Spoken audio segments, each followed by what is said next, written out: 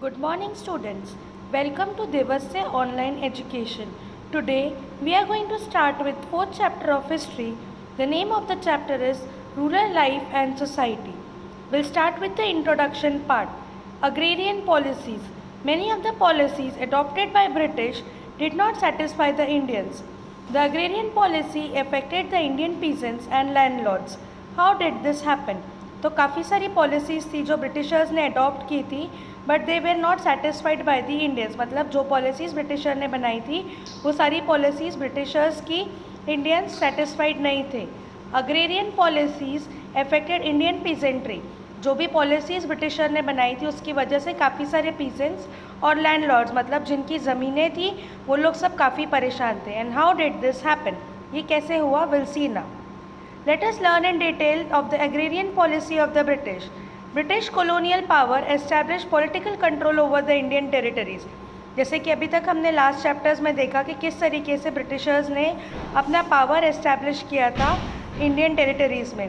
This made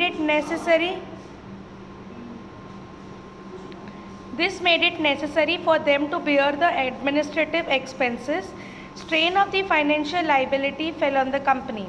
So the British started exploring ways to increase the revenue.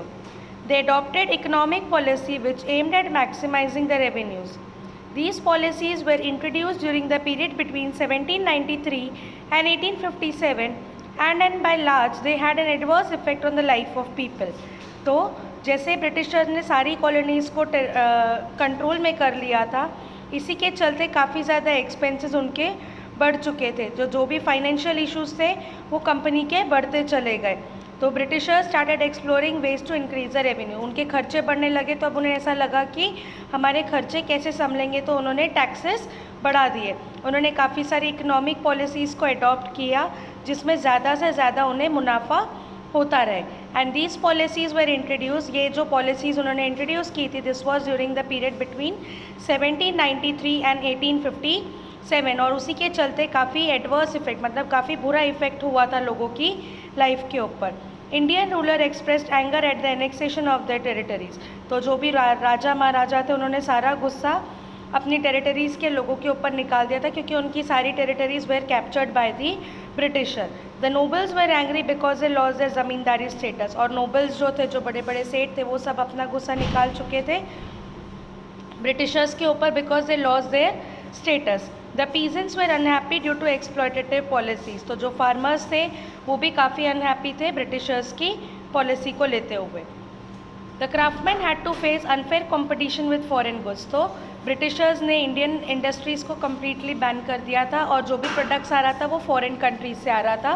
तो they were facing a tough competition from the foreign countries. Sipahis were angry due to unjust treatment by the British. तो जो भी सिपाहीज थे या जो भी soldiers थे हमारे इंडियन आर्मी में, उनको भी काफ़ी इल ट्रीटमेंट मिला गया था ब्रिटिशर्स से. Society express their anger and hatred through protest and revolt. तो जो भी इंडियन सोसाइटी थी उन्होंने अपना गुस्सा और अपनी नफ़रत काफ़ी सारे प्रोटेस्ट और काफ़ी सारे रिवॉल्ट के थ्रू ब्रिटिशर्स तक पहुंचाई थी. Land revenue policy in the year 1857. Villages way self sufficient and agriculture was the main occupation. तो जो विलेजेस थे वो काफ़ी सफिशेंट थे, उनके पास सारी चीज़ें अच्छे से मिलती थी उनको. एंड एग्रीकल्चर उस वक्त का मेन ऑक्यूपेशन था लोगों का, यानी कि मेन जो काम था उनका एग्रीकल्चर था. Most of the products way produce in the village itself. तो काफ़ी सारे प्रोडक्ट्स जो भी हम डेली में यूज़ करते हैं वो सारे विलेज में ही अपने आप प्रोड्यूस हो जाते थे. Every village had a panchayat to settle disputes. तो पंचायती सिस्टम था जो कि झगड़ों को सेटल करने में हेल्प करता था. Farmers had right over the land which they cultivated. तो जो ज़मींदार, मतलब जो फार्मर्स हैं, उनको अपनी ज़मीनों के ऊपर राइट था कि वो लोग वहाँ पर कल्टिवेशन कर सकते हैं. During the time of disasters the revenue was either reduced और वेव्ड. तो जब भी डिज़ास्टर्स होते थे, यानी कि एक फ्लड होता था, बाढ़ आ जाती थी या सूखा पड़ जाता था या ऐसी कोई भी नेचुरल कैलामिटी आती थी, उस वक्त जो टैक्सेस थे या तो वो कम कर दिए जाते थे या तो बिल्कुल हटा दिए जाते थे. When East India Company came to India, they obtained the Diwani rights of Bengal, Bihar and Orissa. इन 1765। तो ये चीज़ हमने लास्ट चैप्टर में पढ़ी थी, जहाँ पर ईस्ट इंडिया कंपनी को जब वो इंडिया में एंटर हुए थे और उन्होंने ट्रेडिंग स्टार्ट की, बैटल ऑफ प्लासी और बैटल ऑफ बक्सर के बाद उन्हें दीवानी राइट्स मिल गए, यानी कि टैक्स कलेक्ट करने का राइट मिल गया from the states of Bengal, Bihar and Odisha in the year of 1765। They continue to collect the revenue in the traditional method by the company officials.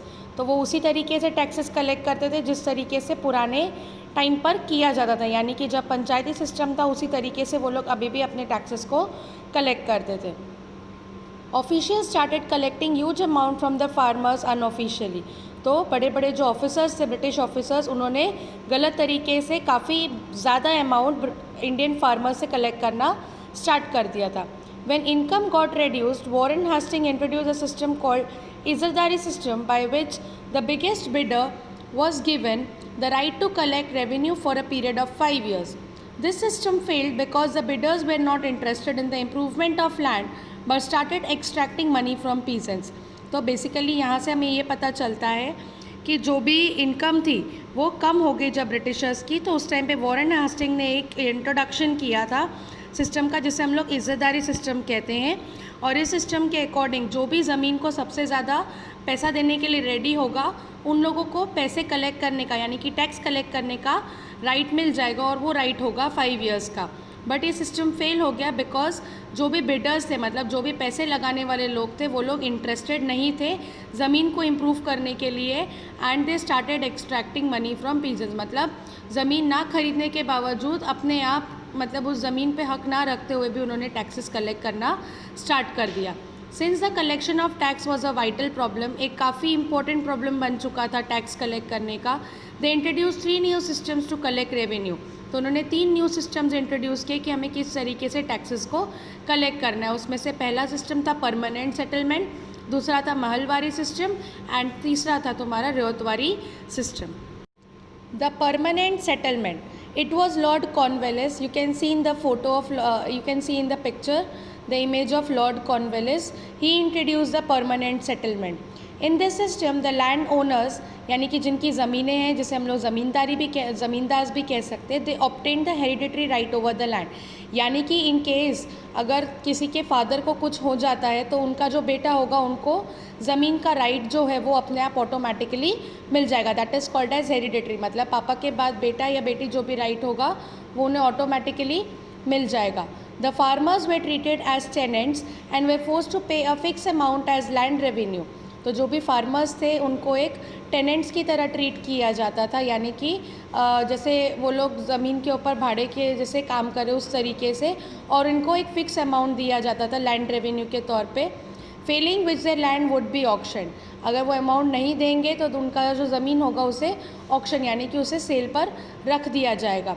The land revenue was fixed as रफली 50% of the total produce. तो जो भी tax था वो 50% था कि जो भी तुम ग्रो करोगे या जो भी पैसा तुम्हें आएगा उसका 50% जो है वो तुम्हें ब्रिटिशर को in the form of revenue pay करना पड़ेगा।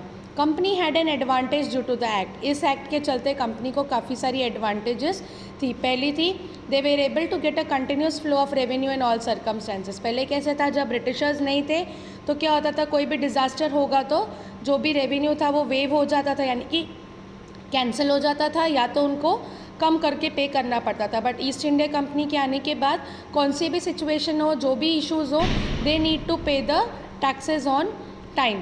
It created a new class of landlords who were loyal to the British. तो एक अलग सी क्लास बन गई लैंडलॉर्ड्स की, मतलब they were considered as rich and merchants, जिनकी खुद की ज़मीनें थी, and they were very much loyal to the Britisher, क्योंकि ब्रिटिशर्स जो भी टैक्स कलेक्ट करते थे उसका कुछ पैसा जो जिनकी ज़मीन होगी उन्हें भी मिलता था। In order to ensure a stable income, यानी कि पैसा आता रहे, the company decided to fix the land revenue of Bengal and Bihar on a permanent basis. कि पैसा कंटिन्यूज आता रहे तो उन्होंने टैक्स की जो फिक्स पेमेंट थी वो उन्होंने डिक्लेयर कर दी कि ये पैसा भले तुम कुछ ग्रो करो या नहीं करो, तुम्हें इतना पैसा पे करना ही पड़ेगा as in the form of revenue. This was started in 1793 by lord Cornwallis and it was called the permanent settlement. तो ये जो चीज़ थी उसे 1793 में स्टार्ट किया और उसे इन लोगों ने नाम दे दिया permanent settlement. The impact on farmers, in order to get more revenue the farmers were forced to cultivate cash crops like indigo and cotton। तो ज़्यादा पैसे की लालच में फार्मर से ज़बरदस्ती ऐसे क्रॉप्स ग्रो कराए जाते थे जिससे कि सॉइल बिगड़ती थी, और उसमें से जो 2 क्रॉप्स थे वो थे इंडिगो एंड कॉटन। मतलब यानी कि फार्मर्स राइस और वीट ग्रो करते थे, बट उनसे ज़बरदस्ती इंडिगो और कॉटन ग्रो करवाया जाता था। Method of cultivation was primitive and efforts were made for improvement of land and techniques. तो जो कल्टीवेशन की मेथड थी वो बहुत पुरानी थी एंड काफ़ी सारे टेक्निक्स यूज़ किए गए था ताकि जो ज़मीन में जो भी प्रॉब्लम हो रही है उसे इम्प्रूव कर दिया जाए, और काफ़ी जो न्यू टेक्नोलॉजी उसे यूज़ करते हुए वो लोग क्रॉप्स को ग्रो कर सके। In many places, money lenders replaced the landlords, hence did not pay attention to improving agriculture production। तो काफ़ी जगहों पर जो लोग पैसे देते थे यानी कि मनी लेंडर्स, जब भी फार्मर को कभी ज़रूरत पड़े पैसों की तो वो लोग मनी लेंडर से बोरो करते थे, तो उनको रिप्लेस कर दिया लैंडलॉर्ड ने, यानी कि जो ज़मीन के मेन ओनर से मनी लेंडर हट गए और जो लैंडलॉर्ड्स थे वो हो गए, and they did not pay attention to improving agriculture production. मतलब उन्होंने पैसे देना बंद कर दिया और उसके चलते फार्मर्स ने कोई उनके पास पैसे नहीं होते थे तो उन्होंने ज़मीन को इम्प्रूव करना बंद कर दिया। तो इस तरीके से जो एग्रीकल्चर प्रोडक्ट्स थे वो कहीं ना कहीं पर कॉम्प्रोमाइज़ हो रहे थे। पीजेंट्स पे socially oppressed and exploited for more revenue. तो जो फार्मर्स थे वो सोशली यानी कि काफ़ी ज़्यादा उनको टॉर्चर किया जाता था, उनकी मेंटली वो लोग काफ़ी परेशान थे, because they were not able to pay the taxes on time, और टैक्सेस के चलते इनकी जो पूरी हालत थी वो काफ़ी ज़्यादा ख़राब हो चुकी थी। Next is Mahalwari system. This system was introduced in UP, parts of MP and Punjab. तो जैसे हमने देखा कि परमानेंट सेटलमेंट जो था वो तुम्हारा बिहार और ऐसी जगहों पर स्टार्ट हुआ था, बिहार उड़ीसा में, जहाँ पर उन्होंने फिक्स्ड रेवेन्यू का स्टार्ट कर दिया था। बट ये सिस्टम जो था वो स्टार्ट हुआ था यूपी, पंजाब एंड एमपी में। It had a common ownership of land by a group of village called महल्स।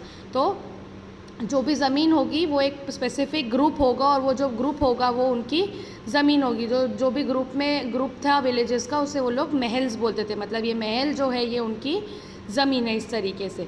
And the head of this mahals collected the revenue from the village. तो जो भी ये ज़मीन का ओनर होगा उन्हें राइट है कि वो विलेज में से जाकर रेवेन्यू यानी कि टैक्स कलेक्ट कर सकते हैं, और वो जो टैक्स कलेक्ट करेंगे वो जाके वो गवर्नमेंट को सबमिट करते थे।